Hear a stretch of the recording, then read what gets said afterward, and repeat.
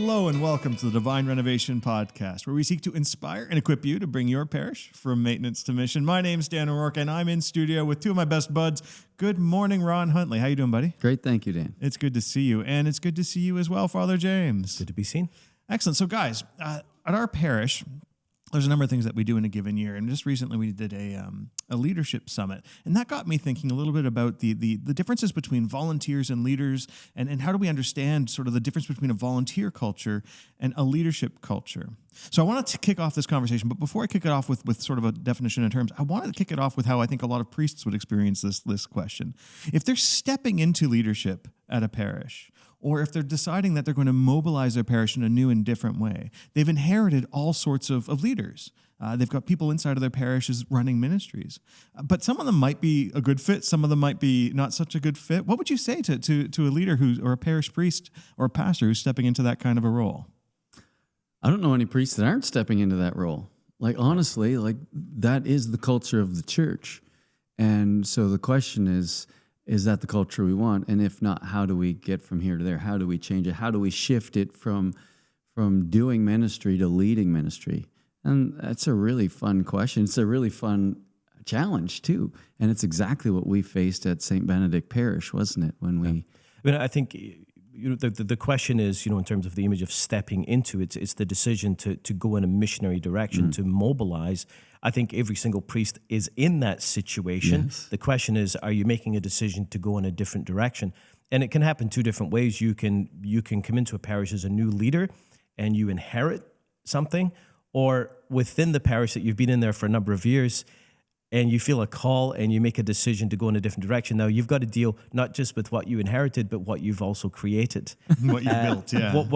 What you've built. And often what you've built, it has not been by intention. It's just happened. And typically, most parishes find themselves drowning in busyness. There's a lot of activities, and there's a lot of time and energy goes into maintaining ministries that are, most ministries do really good work, but ministries that are poorly led, and I think we should break that open. What does it mean to actually lead a ministry? But often we're keeping ministries on life support, really, and it's a constant drain. And if anyone's listening who works in parish life, you all know this. Either the leader of the person who's supposedly the leader of the ministry quits and basically comes back and says, "Okay, Father, I can't do this anymore. So basically, you can have it back now," which means they've never owned it to begin with, and it reveals an underlying clericalism in the church that basically says fundamentally the mission of the church is owned by the priest, and if the layperson is involved, they're just doing it as a favor for Father. It's in a sense it's been delegated to them by the priest.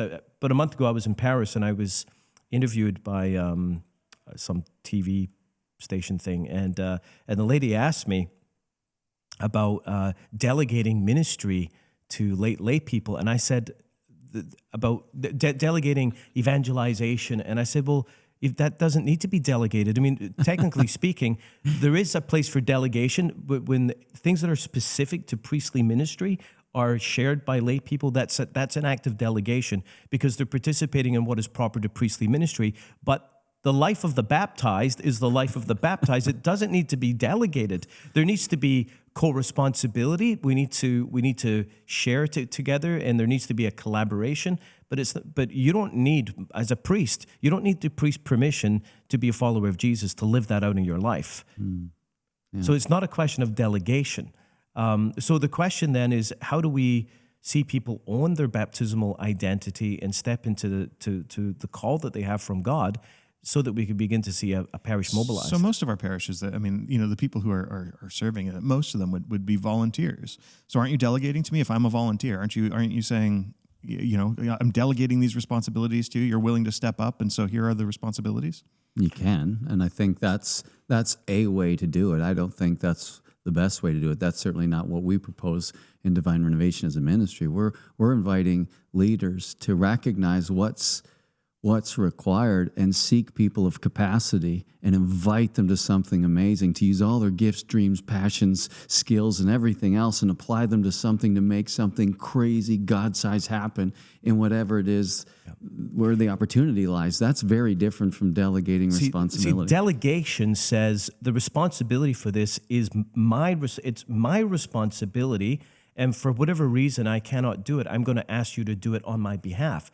That's the language of delegation. And in some cases, it's very appropriate in parish life because of the ministry that's particular to a priest.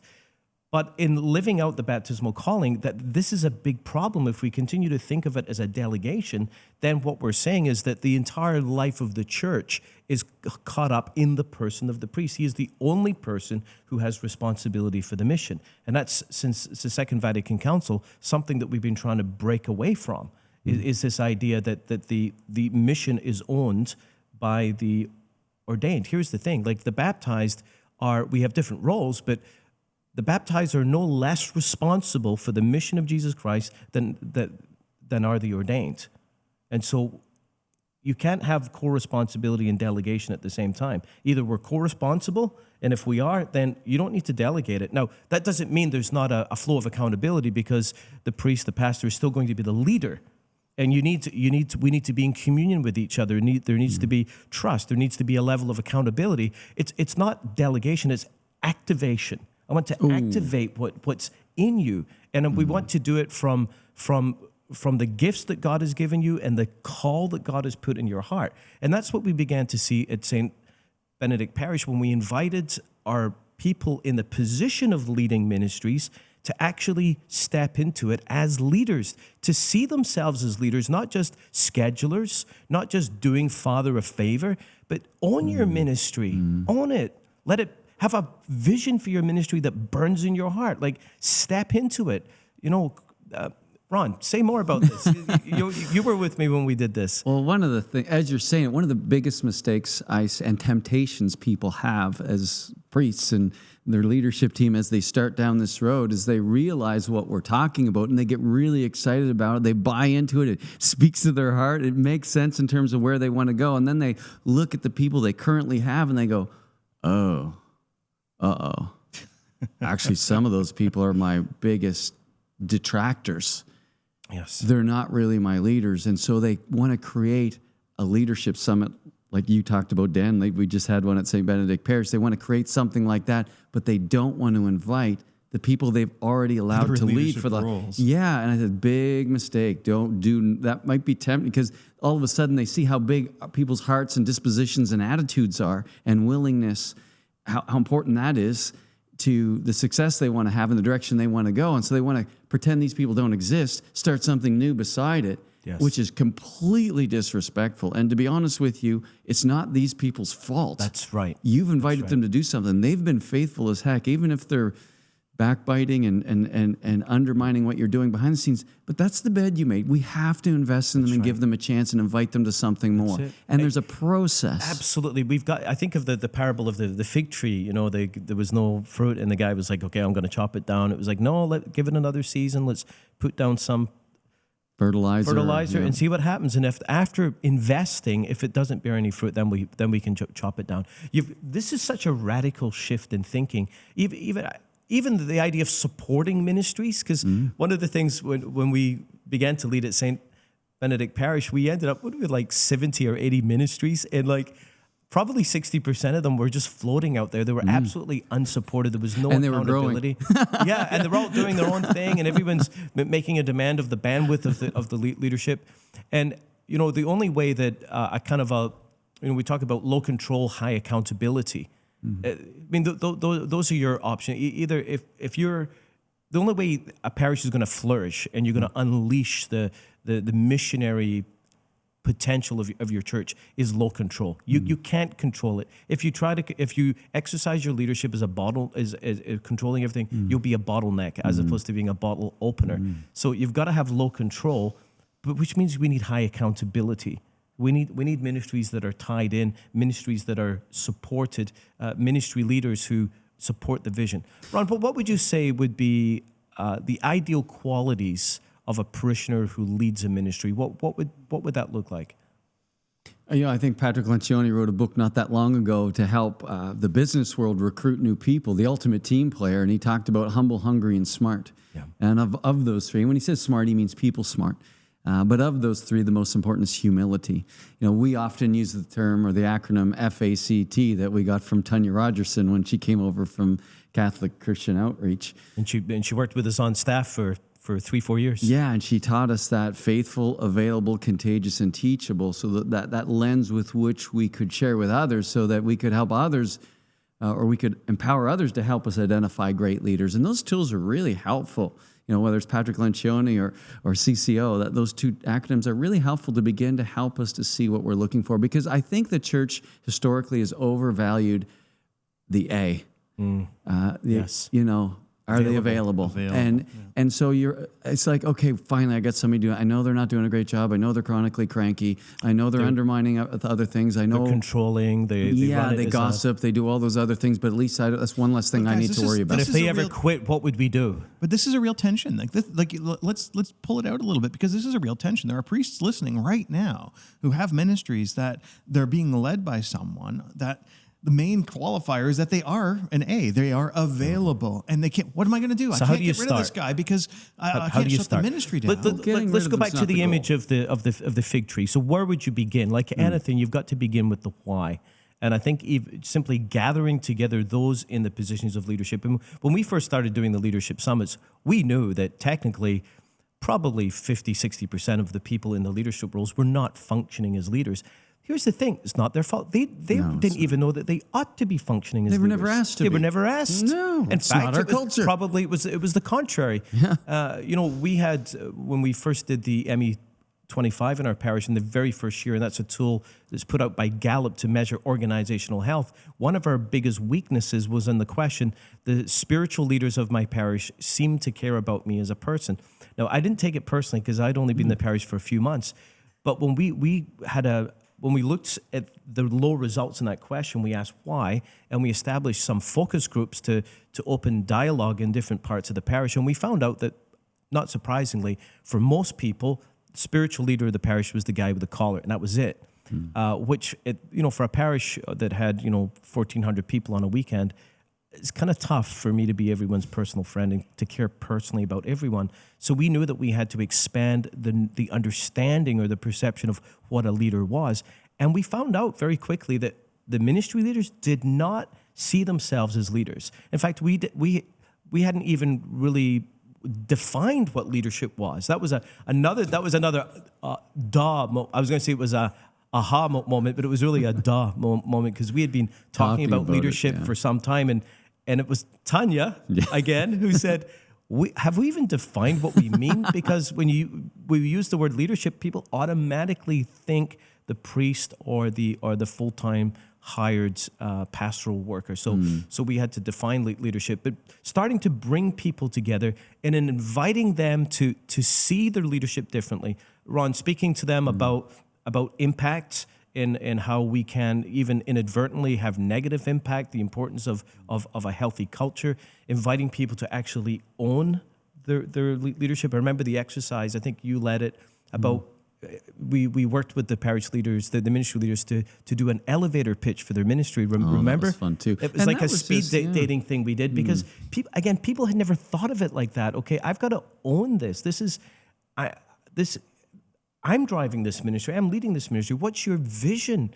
What's your dream for your ministry? And then, are you raising up others? Are you actively raising up others? One of the things that we did, just if anybody's listening, thinking this stuff is making sense, where do I start? What do I do? I would say one of the things that we did, and I think it was really important, is that we just listed all of our ministries. I just list them all so that you put them on a piece of paper and go. How'd you guys do that? Actually, Deacon Mark did that. Or that's when we discovered probably 16% of our 80 ministries were supported by staff, and the rest were just floating. We're like, what? Oh, my heavens. But it's okay. You need to be able to define reality. That was a reality. But then to begin to say, okay, well, where are the ones with the most amount of people with the biggest opportunities, right? Because not all ministries are the same in terms of scope and possible impact. And so prioritize. And then what we started to do is we'd call the ministry leader, and we'd say, hey, listen, love you to come in, love to talk to you about your ministry, and can we ask you to bring an apprentice with you? Of course, knowing full well, no one had an apprentice, but that's okay. What's an apprentice? Well, an apprentice is somebody who you see has capacity, has heart for the ministry, is really relatable to people. People like them. It doesn't have to be somebody that's been there beside you for 10 years. It could be somebody that came into the ministry, 6 weeks ago, but you just see tons of capacity. And you'd like to breathe into them and you trust their opinions. Why don't you bring somebody like that with you? Because I refuse to meet with people by themselves. And the reason I refuse to meet with people by themselves is because I know full well when it's just one-on-one, people hear, and this happens here sometimes, people hear things differently. And so they go away with a perspective. I would rather two people be in the room so that when they leave, they can unpack it together. Because sometimes people mishear or misunderstand or was focused on something while something else was being said, and there's a more complete response there or understanding. So that was helpful. But I would spend 75% of my time listening. First question I would always ask these ministry leaders is, can you tell me how come Jesus is so important to you? So many people have left the faith, but you haven't. Why? When have you felt closest to Jesus? And oftentimes the story they would tell me back, all of us, like it was that's the most intimate place, somebody's encounter with Christ. And once I understood that, my entire perspective, no matter if I thought I knew them before or I'm just meeting for the first time, now all of a sudden I feel so connected to that person. And oftentimes they'd say, what's yours? And I'd be able to share mine. And then all of a sudden there's this vulnerability-based trust. And then from there, I'd say, how did you get involved in the ministry? Oh, that's interesting. Let me ask you something. What do you like about it? What's it do for you? How does it help you grow? What's it do for other people that serve in your ministry with you? What's that been like for you? What's the fruit of your ministry? If you're really successful, what does fruit look like? How would you define that? And so again, nobody ever asks these people these questions. And so they're answering questions that they've probably never even asked themselves. And they start to get really excited about what they do. And then after I've listened to them, and I also ask them, where are you struggling? Because if I'm a staff person and I'm not asking them where they're struggling, that means I really not interested in helping. And I am. Because at the end of that meeting, I want it to be their number one vision carrier. I want it to be their number one fan. I want it to be able to intercede for them accurately. And I want it to be able to place people and recognize things for them to help them solve their problems if and when those came up. But after listening for about 3/4 of the time, I'd say, hey, you know what? We've been working on some things too as a staff, and I'd love to share them with you. Would you be interested in hearing? And if you've listened to them, the answer is always yes. And then we'd paint the picture of the game plan. And we were just creating it at the time. We didn't have all the really cool icons and stuff like that.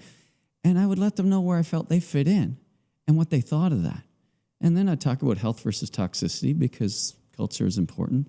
And then we'd leave. When they came in, and when they left, it was a totally different experience because they felt cared for, they felt listened to, they felt understood, and now they understood our vision and where we were going.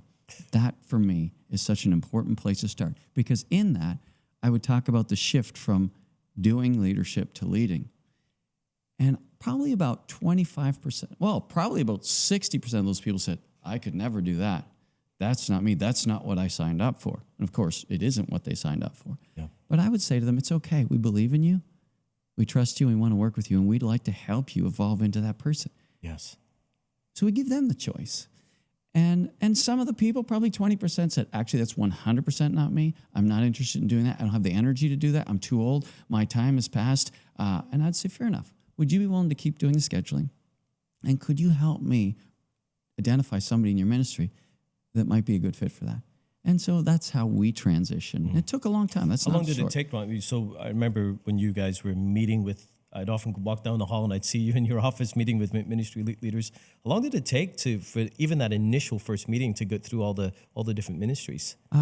Each meeting I scheduled an hour, but how long? Weeks and months, probably. Months. And it wasn't the only thing we were doing. We were still having leadership summits 3 times a year. You were still speaking vision when you'd communicate on Sundays. And so that was just one of the multiple platforms. We were coming at it from all directions. Yeah. We were featuring in our parish communications, stories of leaders. Because that idea of how do we help people to think differently about leadership we started profiling leaders. Yeah. We told their stories. We talked about why they get what was their why behind their ministry, and began to celebrate people's leadership. And eventually, we did actually get around to coming up with a definition of leadership. That's right. So Ron, I want priests who are listening, I want them to really action what you just explained, because I think it's really powerful. But here's the problem I'm going to throw out to you.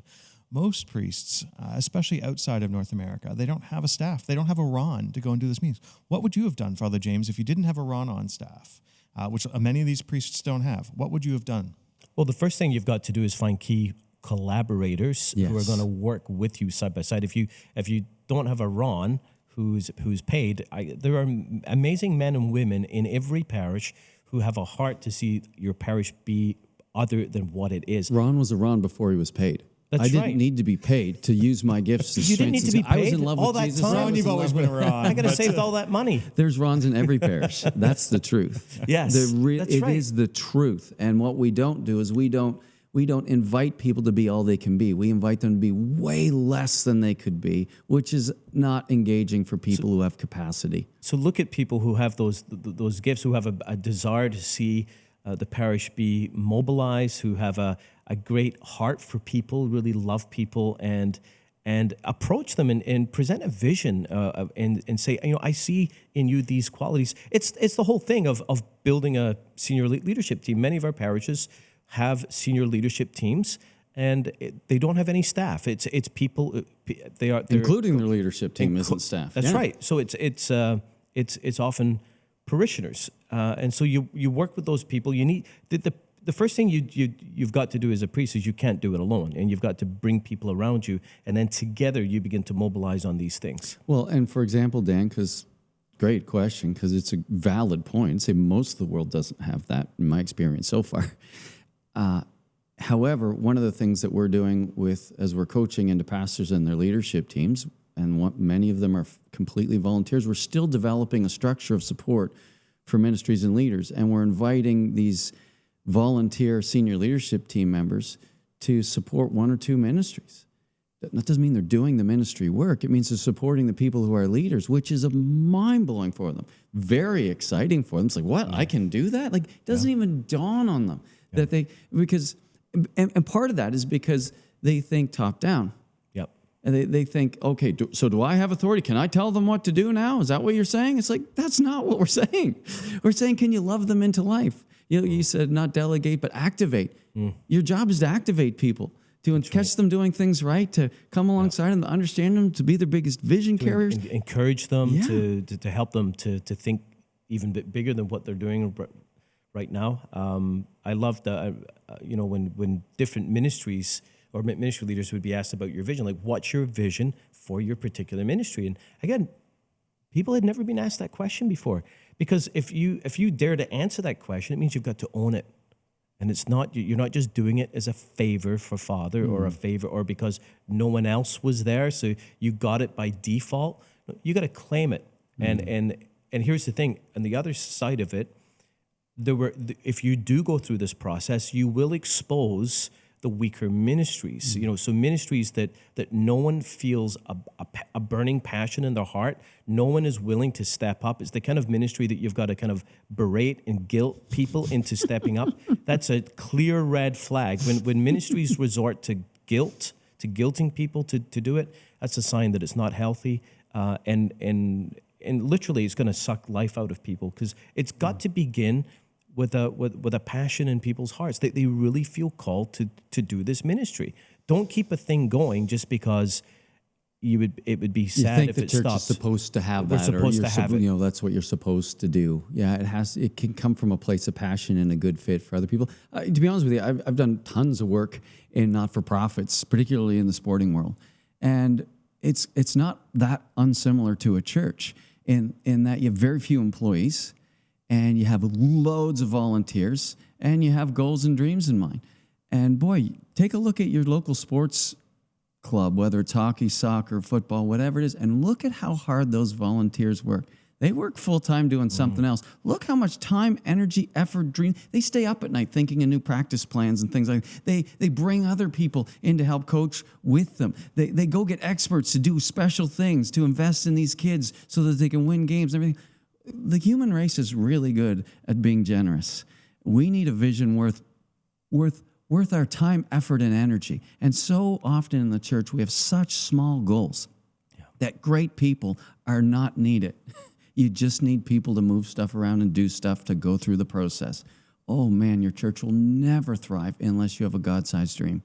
Remember another key part as the years went on of developing that leadership culture was inviting people to apprentice others and even to have what we call the leadership pipeline. So the idea is that we put before the different ministries, think about an entry-level role for people in your ministry, because often what it was the people in the leadership role basically did everything in terms of organization, and everyone else just took a turn doing the same thing. There was no diversification of responsibilities. There was no gradations of responsibilities. There was no. It was either you were in or you were out. It was all or nothing.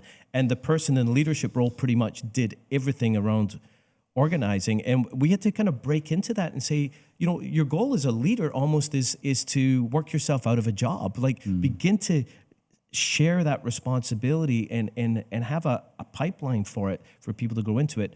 And I'd say that certainly not all of our ministries got there over time. There were some that just didn't develop it, but some ministries really did. And it was quite remarkable. They were ministries, therefore, that we could send new people to because we knew that they would be welcomed and they would be affirmed and they would be given gradual degrees of responsibility. And I remember one moment, I'll never forget this, when someone came up to me after Mass, and it was the father, I'm moving back to the country in a couple of months, so I'm going to have to step down from leading this ministry. But I didn't get here's the keys. You can have the keys back. What I got was, I've been apprenticing this person for 6 months, and she's ready to step into it. I'm completely confident, and I'm in the act of handing over responsibility right now. She's on board with the vision. It's like, hallelujah. That's it. That's people owning. They're owning a ministry and they're moving with it. And can I say something? I'm just mindful of my buddy Paul, who heard what was being said, lived it out to its fullest. I've never seen somebody as good as he was at raising other people up. And he thought his success was working himself out of a job. So I remember at one point he was doing our Eucharistic ministry, and then he was gone. Like, he wasn't doing it anymore. He did such a crazy job. Like, he's probably one of our best leaders at living out these principles. I mean, I just loved watching him. I remember saying to him one time, I said, Paul, you're not doing this anymore? He's like, no, I got somebody else to do it. I said, well, but why? He said, well, wasn't I supposed to? I'm like, no. You don't work yourself out of a job. It's like you're working yourself out. Like you're sharing responsibility stuff, but I always say, your entry point into any ministry should be low responsibility, low influence. And each level of the pipeline, you grow in influence and you grow in responsibility. At the upper end, where it's easy entry, I expect high turnover. I expect people to be moving or moving on, one of the two. But the further you go down that pipeline, the less the turnover is. See, the goal is to be fruitful. Yes. Not to do and so if you can be fruitful in that ministry for a long time by raising up all kinds of other people that go on to do great things, I want you to stay there for life or longer. It's not a matter of a term. Yes. Like sometimes people do that too. They put in terms because it's like, I don't want to have that awkward conversation with Dan because he's terrible. And so I'm just going to put a term in place. And that way, at least I know in 3 years he'll be gone. But so will your good people. Yeah. But here's the thing. When an organization lives by policy or rules, it's usually because there's not a healthy culture. And you've got to at some point make a transition. I mean, there's some cases, again, if you're not willing to have those difficult conversations, you're gonna be very grateful for terms, because at least a year from now, this person will be gone. That's not the best way to approach this. No, love it. One of the things we've talked about is, I think you said, Father James, it was about when you've got someone on team that can be challenging and how you approach those conversations. And it got me thinking, well, what if we don't yet have someone on team? What if the role is vacant?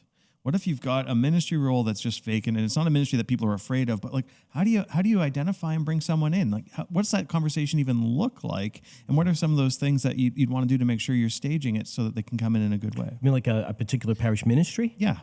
Well, I would gather the team together and have an honest conversation about where they see this ministry and what are the levels of a sense of calling to this ministry. And to be honest, if no, in that ministry, if the team is looking at you and saying, none of us want to step into leadership, so Father, it's up to you to go out and find us someone, then I would say that ministry, no. If it's a liturgical ministry, you don't have a choice. I was just about to say that. I mean, it's not like you could say, well, we don't need We're not anyone giving to out communion anymore. Exactly. Let's forget about giving out communion. So, I mean, there are some ministries, because of the way we do things, you have to find someone. But I think of some of the other ministries, if there's not a passion for it, let it go. And when we entered into what I call phase 2 of renewal at St. Benedict, so right in our 4th year, we had begun to get momentum on the key cultures. We were becoming healthy. We had a culture of evangelization and discipleship, and a culture of ministry. We had a high involvement. So all these shifts were beginning to happen. But one of the things we had to tackle next was we had to simplify. We had to lean into the kind of less is more philosophy. I had always been about the more the merrier philosophy and discovered that it wasn't actually merrier at all. At least not for everybody. I love the chaos, but people were ready to kill me. So we actually moved into a place where we were intentional about saying no to new ideas. And secondly, that we weren't going to keep on life support ministries that just needed to, it was their time to go. Well, we didn't go out and kill them, but we just let them die. We don't believe in euthanasia. So we just allowed, it's an important distinction, we allowed ministries to die. And we had a bit of a joke at some point when unhealthy ministries would pack up, we'd have a little celebration. It was like, yay, because in the end, it's better to have fewer ministries that are robust and healthy and led by passionate, capable leaders that are bearing fruit than bringing with us all these ministries that are basically dragging us down because no one really is passionate enough about it to actually step up and own it. I want to go back to... Yeah, I was going to say, let's go back to that question because it's really important because sometimes you just need to fill the hole. Like, let's be honest. Like sometimes, oh my gosh, what are we going to do? Somebody needs to open the church and get stuff ready, and so we do guilt people and stuff. And so let's be honest. However, this is why Alpha is critically important to everything you do, because at Alpha you have dinner with people 11 weeks in a row, and guess what happens? You fall in love with them, but you also get to know what they might be good at because you get to know their personalities. And unless you are constantly getting to know people and growing in relationship with people, you're going to have all kinds of problems forever and a day. You're not going to be able to do any of this stuff without authentic relationships. That's right. So if you don't have a tool in your church to build authentic relationships ongoing as a part of your culture, all of this other stuff is wishful thinking. Well, you could always stand up at the end of Mass and say, we need 5 people to teach Sunday school. And if you don't volunteer, obviously no one here cares for our young people. I'll be at the back to take names. And generally that it kind of works sometimes, but it's not very fruitful. And often it's just that was in the appendix of the guidebook, right? The Congregation guidebook.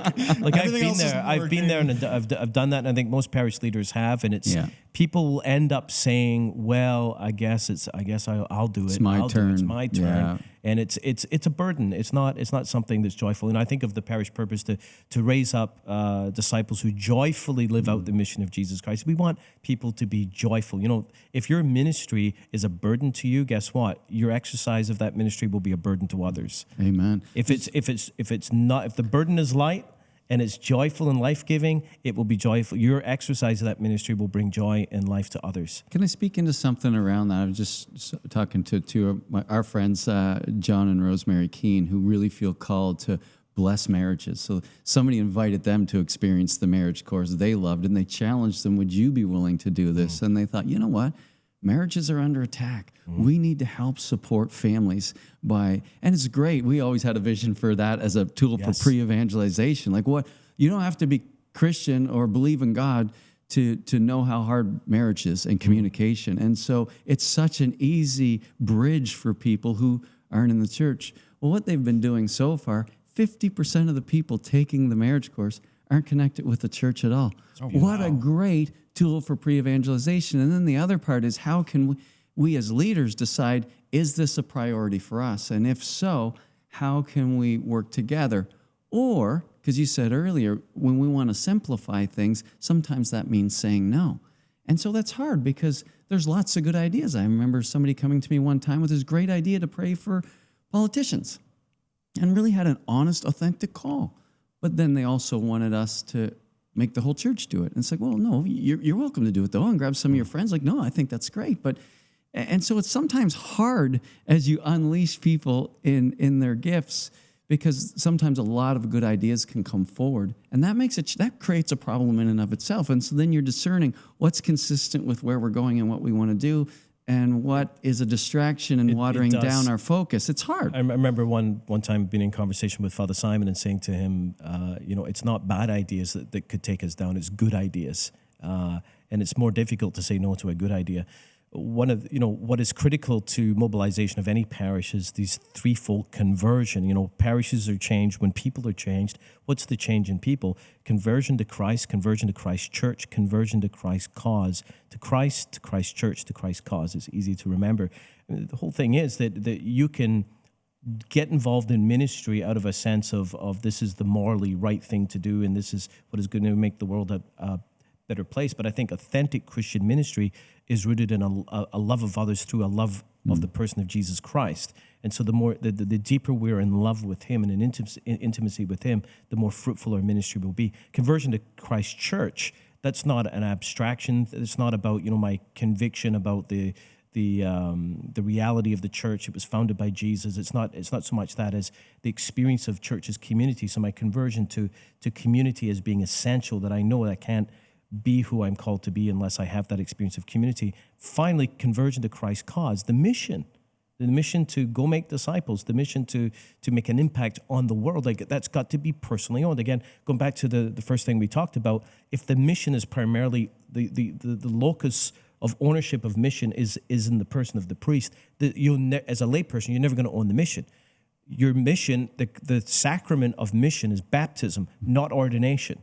Ordination is our ministry is ordered in a particular way to the servants of the church, to preach, to sanctify, and to govern, to lead. And leadership is about unlocking the fruitfulness of others, to mobilize others. So there needs to be this threefold conversion.